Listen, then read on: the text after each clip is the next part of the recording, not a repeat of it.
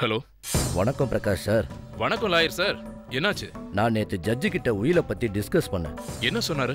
அந்த உயில்ல இருக்க சொத்து மொத்தமும் அவர் மனைவி பேருக்கு அவர் எழுதல. அதனால அவங்களுக்கு உரிமை கிடையாதாமா? அப்படி இல்ல, அனுபவிக்கலாம், ஆனா விற்க முடியாது. விக்கணும்னா பொண்ணுதான் வரணும் இல்லையா? ஆமா, அத டீடைலா நான் நேத்தே சொன்னேனே. பொண்ணுக்கும் அம்மாவுக்கும் ஆகவே இல்லையே, என்ன பண்றது? அது நீங்க தான் உங்க 2 பேர்கிட்டயும் பேசியாகணும். சரி, பேசிட்டு மறுபடியும் உங்களுக்கு கால் பண்றேன். Okay. Okay sir.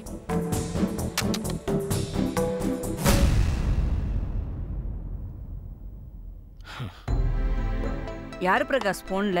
Lawyer aunty. என்னவா? நீங்க நினைச்ச மாதிரி உங்க ப்ராப்பர்ட்டிய அனாத ஆசிரமத்துக்கு எழுதி வைக்க முடியாத மாதிரி தெரியுது. ஏன்? உங்க ப்ராப்பர்ட்டி மேல உங்களுக்கு ஹோல்டு கம்மியா தான் இருக்கு. புரியல. அங்கிள் உயில் எழுதும்போது ஒரு விஷயம் ரொம்ப தெளிவா எழுதி வச்சிருக்காரு. என்னன்னு? சின்ன வயசுல இருந்தே என் மனைவிக்கு என் மகளை பிடிக்கல. அவ பிறந்த நேரம் தான் அப்பா அம்மா ஆக்சிடென்ட்ல இறந்துட்டாங்கன்னு சொல்லி அவளை இம்சப்படுத்தினா. அதனால என் ஒரே பொண்ண ஹாஸ்டல்ல சேர்க்க வேண்டியதாயிடுச்சு. இது எனக்கு பிடிக்கல. ஒரு கணவனா என் மனைவிக்கு நான் கடமைப்பட்டிருந்தாலும் என் பொண்ணுக்கு உயிர் கொடுத்த ஒரே காரணத்தினால என் மனைவியை விட என் பொண்ணுக்கு தான் செய்யணும்னு நினைக்கிறேன். என் சொந்த உழைப்புல நான் சம்பாதிச்ச எல்லா சொத்துக்களும் எனக்கு பின்னாடி என் பொண்ணுக்கு தான் சேரணும். என் பொண்ணுக்கு ஒரு வேண்டுகோள். எந்த காரணத்தை கொண்டும் தான் அம்மாவை அவங்க உயிரோட இருக்கிற வரைக்கும் இந்த சொத்துக்களை அனுபவிக்கிறத தடுக்க கூடாதுன்னு எழுதியிருக்காரு. அதனால எனக்கு ரைட்ஸ் இல்லையா? ரைட்ஸ் லிமிட்ல இருக்க ஆண்டி. அவங்க கண்ட்ரோல்ல தான் நீங்க வாழணும். லாயருக்கும் என் பொண்ணுக்கும் பேச்சுவார்த்தை இருக்கா? இல்லங்கிற மாதிரி தான் தெரியுது. விசாரிக்கட்டுமா? நீயே பேசுற மாதிரி பேசு. உங்ககிட்ட கொடுக்க சொன்னா? குடு, பேசுறேன். சரி. ஸ்பீக்கர் ஆன் பண்ண.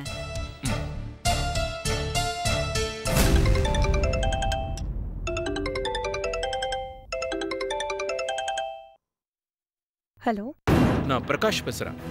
உங்க அம்மா சில விஷயங்கள் கேட்க சொன்னாங்க, அதுக்கு தான் ஃபோன் பண்ணேன். என்ன விஷயம்? அவங்க நேத்து லாயர் கிட்ட ப்ராப்பர்ட்டி விஷயமா பேசினாங்க. சரி, அதுக்கு என்ன? அந்த லாயர் ப்ராப்பர்ட்டிய அனாதாசிரமத்துக்கு கொடுக்க முடியாதுன்னு சொல்லிட்டாரு. ஹலோ, யாரு ப்ராப்பர்ட்டியை யார் அனாதாசிரமத்துக்கு கொடுக்கறது? அவங்க இஷ்டமா எல்லாமே? அவங்க உங்க அம்மா தானே மேடம்? இதோ பாருங்க பிரகாஷ், வீட்ல வாடகைக்கு இருக்கிறவங்க தானே நீங்க? ஆமா மேடம். அவங்கள பாத்துக்க யாருமே இல்லன்றதால தானே ஹெல்ப் பண்றேன்னு சொன்னீங்க. ஹெல்ப் பண்றவங்க காஃபி வச்சு கொடுத்தமா, டிஃபன் வாங்கி கொடுத்தமா, கடையில அரிசி பருப்பு வாங்கி கொடுத்தமான்னு அதோட நிறுத்திக்கணும். புள்ள மாதிரி எல்லாத்துக்கும் வரிஞ்சு கட்டிட்டு வரக்கூடாது. உங்க அம்மா பேசுறாங்களாம், பேசுங்க. பிரகாஷ், எனக்கு புள்ள மாதிரி எல்லாம் இல்ல, புள்ளையே தான். நான் உன்கிட்ட பேச இஷ்டப்படல. அவர்கிட்ட போன கொடு. நீ பேசு. சொல்லுங்க madam. Mister Prakash, be in your limits. அப்படி இல்ல மேடம், அம்மா ரிக்வெஸ்ட் பண்ணதுனால தான் நான் இந்த மேட்டர்லயே இன்வால்வ் ஆனேன். அவங்க பெத்த பொண்ணு கட்டின புருஷனை தவிர மத்த எல்லார்கிட்டயும் நல்லாவே ரிக்வெஸ்ட் பண்ணுவாங்க. என்ன ரிக்வெஸ்ட் பண்ணாங்க? லாயர் கிட்ட பேசி ப்ராப்பர்ட்டியை அட்லீஸ்ட் ஷேர் பண்ணி தர முடியுமான்னு கேட்டாங்க. லாயர் என்ன சொன்னாரு? நீங்க பேசியிருப்பீங்களே மேடம். எனக்கு அவங்க எந்த லாயர் கிட்ட போனாங்கன்னு கூட தெரியாது. நான் ஏன் பேச போறேன்? போகவே இல்லையா? ஒரிஜினல் உயில மறைச்சு வச்சுக்கிட்டு இவ்ளோ நாள் என்கிட்ட டிராமா ஆடினாங்க. இப்போ அந்த உயில்ல ஒரு காப்பி நான் வாங்கிட்டேன்னு தெரிஞ்சதும் என்கிட்ட காம்ப்ரமைஸ்க்கு வராங்களா? அப்படி இல்ல மேடம். பிரகாஷ், ப்ராப்பர்ட்டி எங்க அப்பாது, எனக்கு சேர வேண்டியது. என் காலடியில விழுந்து கிடக்கிறதா இருந்தா என்ன தேடி வர சொல்லு. இல்லையா விஷம் குடிச்சு சாகட்டும். ஷேர் எல்லாம் சான்ஸே கிடையாது. என்ன மேடம் இப்படி பேசுறீங்க? அவங்க சுப்ரீம் கோர்ட்டுக்கே போனாலும் ஜெயிக்க முடியாது. எங்க அப்பா உயில்ல எல்லாத்தையும் தெளிவா எழுதி வச்சிருக்காரு. அது இல்ல மேடம், அவங்களுக்குன்னு இருக்கிற செலவு எல்லாம் யாரு பாத்துப்பாங்க? அதான் உங்களை தத்து பிள்ளையா தத்து எடுத்திருக்காங்களே. நீங்க பாருங்க, நான் வச்சிடுறேன். Madam, madam. என்ன பண்ற பிரகாஷ்? அவங்களுக்கு மறுபடியும் ஃபோன் பண்றேன் ஆண்டி. வேண்டாம், பண்ணாத. ஏன் ஆண்டி? நான் இனிமே அவகிட்ட பேச மாட்டேன். ஆண்டி, லாயருக்கு ஃபோன் பண்ணி கொடு.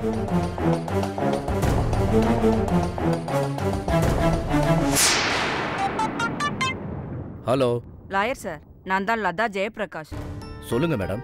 என் ப்ராப்பர்ட்டி மொத்தத்தையும் என் பொண்ணுக்கே கொடுத்துருங்க.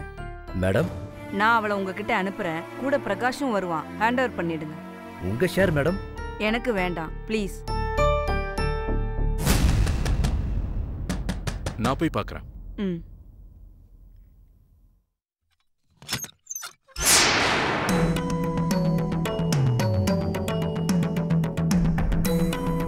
என்ன விமலா? Room பெருக்கிறேன் aunty. இப்ப வேண்டாம், அப்புறமா பெருக்கலாம். சரிங்க ஆண்டி.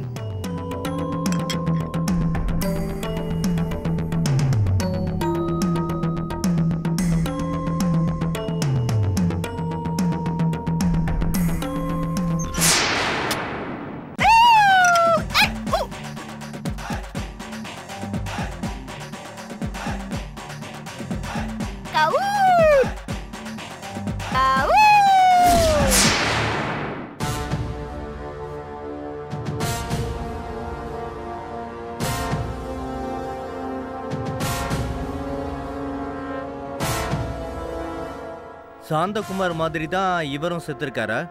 ஆமா, டாக்டர்ஸ் அப்படித்தான் சொன்னாங்க. அதுக்கு தான் உன்ன வர சொன்னேன். என்ன சொன்னாங்க? இந்த டாக்டரும் இதை கொலைன்னு தான் சொன்னாரு. ஹார்ட்டை ப்ரிசர்வ் பண்ணி செக் பண்ணிட்டு பக்கா ரிப்போர்ட் தருவாங்களா. ஓஹோ, கமிஷனர் பேசினாரா? பேசினாரு. இவர் ஃபேமிலி வெளிநாட்டுல இருந்து வரணுமா, அது வரைக்கும் பாடியை ஜாக்கிரதையா பாத்துக்கங்கன்னு சொன்னாரு. ஏற்பாடுகள் பண்ணிக்கிட்டு இருக்கோம். சோ 2 கொலையும் ஒரே மாடஸ் ஆபரண்டி, குற்றவாளி ஒருத்தன் தான். ஆமா, அது மட்டும் கேரண்டி. யாரவன்? அதைத்தான் இப்ப தேட ஆரம்பிக்கணும். சாந்தகுமாரோட மரணத்துக்கும் இந்த பக்கிரலிங்க மரணத்துக்கும் என்ன லிங்க் இருக்க முடியும்? அவன் பிறந்தது ஹிமாச்சல பிரதேஷ், பக்ரிலிங்கம் பிறந்தது தூத்துக்குடி. எங்க கனெக்ஷன் கண்டுபிடிக்கணும். அவன் சினிமா இண்டஸ்ட்ரி, இவன் அரசியல்வாதி. ரெண்டுமே டேஞ்சரான துறை. எங்க லிங்க் ஆயிருக்காங்கன்னு கண்டுபிடிக்கணும். அதான் சாந்தகுமார் யூஸ் பண்ண மொபைல் கம்பெனிக்கு ஃபோன் பண்ணி கடந்த 6 மாசமா அவன் மொபைலுக்கு வந்த நம்பர்ஸ், மிஸ்டு கால்ஸ், வந்த மெசேஜஸ்னு இப்படி எல்லா நம்பர்ஸையும் நான் கேட்டிருக்கேன்.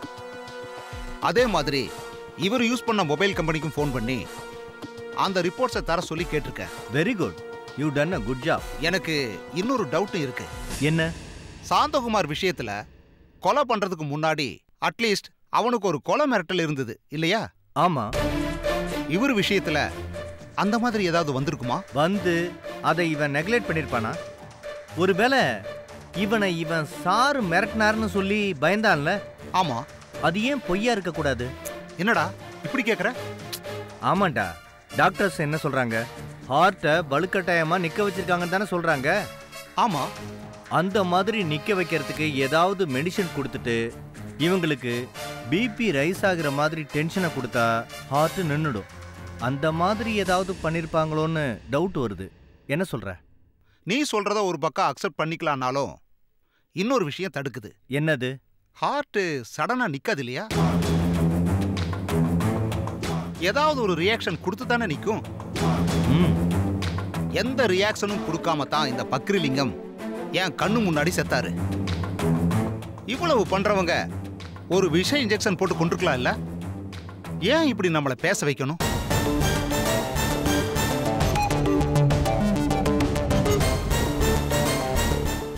என்னடா யோசிக்கிற? நீ சொல்றத வச்சு பார்க்கும்போது எனக்கு வேற ஒரு டவுட் வருது.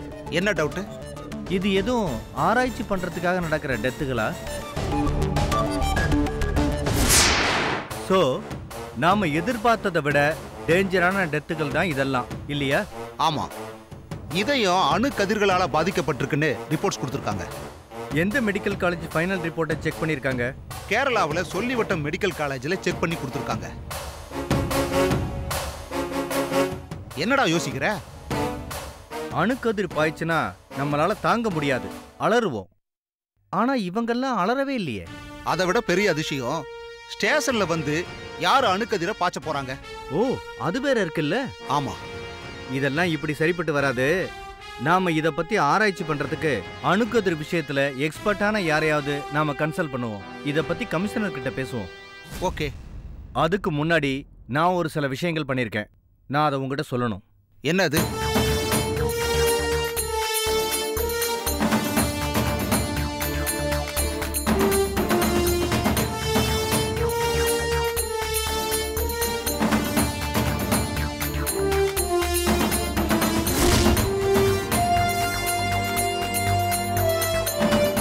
அப்படியா?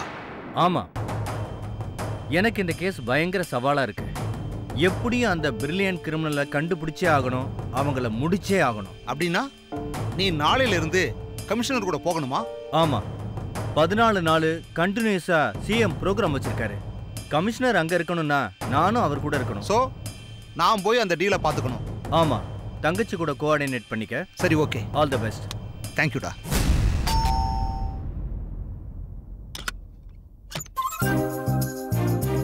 வணக்கம் மேடம். எஸ், யாரு? என் பேரு ரேணுகா. பேப்பர்ல விளம்பரம் பார்த்தேன். ஓ, அந்த கேர்டேக்கர் வேலைக்கா? ஆமா மேடம். Please come. ஹா.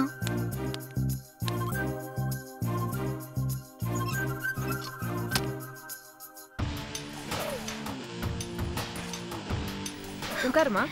Thank you madam. பிரகாஷ், அக்கா, ஒரு நிமிஷம் வந்துட்டு போ. இதோ வரேன்க்கா. என்னம்மா சாப்பிட்ற? ஹாட்டா கோல்ட்? நோ தேங்க்ஸ் மேடம், பழக்கம் இல்லை. பச்சை தண்ணி அதுவும் வேண்டாங்கிறியா? அப்படிலாம் இல்லை மேடம், குடிக்கிறேன்.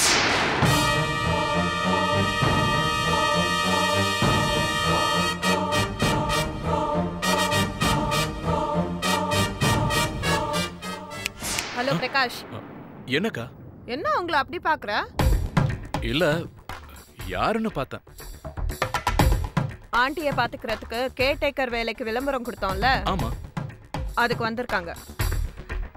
நேத்து வந்தவங்கள ஓகே சொன்னீங்க, இன்னைக்கு ஃபோன் பண்ணி வேண்டான்னு சொல்லிடு. ஏன்? எனக்கு இந்த வீட்ல மகாலட்சுமி மாதிரி ஒரு பொண்ணை பார்த்துக்கிட்டே இருக்கணும்னு ஆசையா இருந்தது. பார்த்தா மகாலட்சுமியே வேலைக்கு வந்துட்டா. இனிமே யாரும் வேணாம். பேப்பர்காரங்களுக்கு ஃபோன் பண்ணி அந்த விளம்பரத்தை எடுக்க சொல்லிடு. ஓகேக்கா. அப்படியே ரேணுகாக்கு ஒரு கிளாஸ் மேடம், இல்ல சில் தண்ணி வேண்டாம், நார்மல் வாட்டர் போதும். ஓகே, நார்மல் வாட்டரே எடுத்துட்டு வா. ஆண்டி முழிச்சிட்டு இருக்காங்களா? ஏன்க்கா? ஒரு வாட்டி அவங்களுக்கு இவங்களை காட்டிடலாமே தான். அவங்க தூங்குறாங்கக்கா. பரவாயில்ல, இவங்களுக்கு அவங்கள காட்டலாம். ரேணுகா, கொஞ்சம் போய் எங்க ஆண்டியை பார்த்துட்டு வந்துரு. நாம மத்தது அப்புறமா பேசலாம். போமா. Okay madam. பயப்பட வேண்டாம், இவன் என் தம்பி தான். போ. சரி மேடம். வாங்க வாங்க. பாருங்க.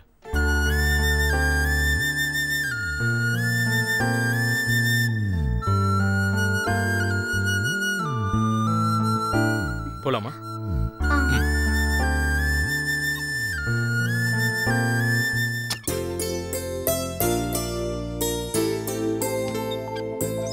நீங்க எங்க அக்கா கிட்ட பேசிட்டு இருங்க, நான் ஒரு நிமிஷத்துல வந்துடுறேன். பிரஷியஸ் அட்டாமிக் ரிசர்ச் ரியாக்டர்ஸ்னு ஒரு பில்டிங் தெரியுதா? அதுல பூர்ணிமா 1, பூர்ணிமா 2ன்னு 2 பில்டிங் தெரியும். அதுல தீக்ஷித்னு ஒருத்தர் இருப்பாரு, அவர்கிட்ட போங்க. மத்ததெல்லாம் அவர் உங்களுக்கு ஃபார்வர்ட் பண்ணுவாரு. Okay okay, bye. உட்காரு. தேங்க்ஸ்.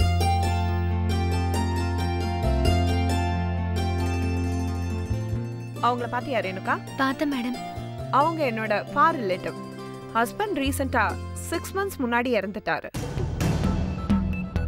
அவங்களுக்கு மூச்சு இறைப்பு வியாதி இருக்கு. அடிக்கடி ரொம்ப கஷ்டப்படுறாங்க. தண்ணி வாங்கிக்கோ. Thank you. நானும் என் தம்பியும் வேலைக்கு போயிடுறோம். அவங்க தனியா இருந்தா எந்த டைம்ல என்ன நடக்குமோன்னு பயமா இருக்கு.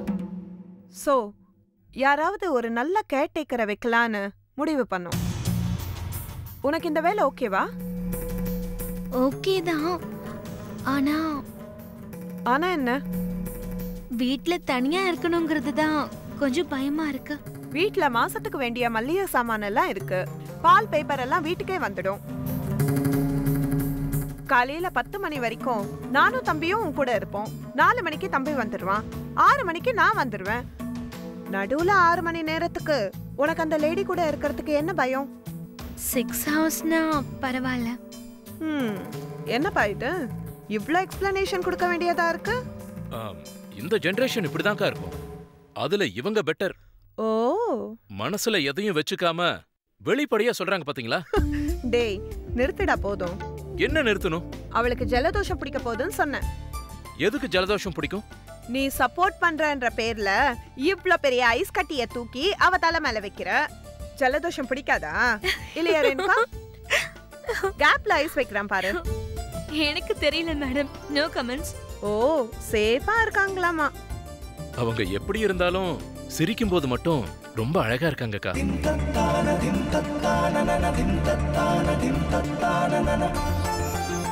டேய் சும்மா இருடா. நீ ஒன்னும் தப்பா நினைக்க வேணாம் ரேணுகா. இவனும் உன்ன மாதிரி தான், மனசுல எதையும் வச்சுக்க மாட்டான். ரேணு, எனிவே உன்னை பத்தி கொஞ்சம் சொல்லு. என்னுடைய முழு பேர் ரேணுகாம்பாள். பாட்டி பேரா? ஆமா. அப்பா ராஜசேகர், அம்மா சுலக்ஷனா. ஒரே பொண்ணா? ஆமா. எப்படி தெரியும்? பார்த்தாவே கொழுக்கு முழுக்குன்னு என்ன மாதிரியே இருக்கியே. நானும் என் ஃபேமிலியில ஒரே பொண்ணு தான். தம்பின்னு சொன்னீங்க?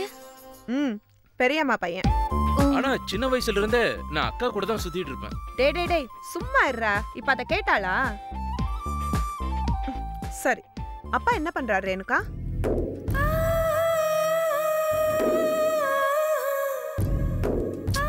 அக்கா, ஃபேமிலில ஏதோ ப்ராப்ளம் போல இருக்கு. அதான் ஃபீல் பண்றாங்க. ஐ அம் சாரி ரேணுகா. சொல்ல விருப்பம் இல்லனா விட்டுடு. அப்பா அம்மா 2 பேரும் சுனாமி அடிச்சதால போயிட்டாங்க. ஐயோ, அப்புறம் எப்படி சொந்தக்காரங்க யாராவது? இவ்வளவு நாள் அநாத ஆசிரமத்துல தான் வளர்ந்தேன். இவங்களும் நம்ம லிஸ்ட் தான் போல இருக்கு. உங்க லிஸ்ட்னா? எங்க ஃபேமிலிலயும் இப்ப யாரும் இல்ல. நாங்க 2 பேரும் கூட அனாதைங்க தான். எங்க லிஸ்ட்ல இப்ப நீயும் இருக்க. என்ன என்ன சொல்ற? Okay madam. உன் லக்கேஜ் எல்லாம் எங்க இருக்கு? பேஜ்ல இருக்கேன், எடுத்துட்டு வந்துடுறேன் மேடம். ஓகே, போய் சீக்கிரமா எடுத்துட்டு வா. சரிங்க மேடம். Thank you. வரேன். ஏய் பிரகாஷ், ஐயோ இவன் ஒரு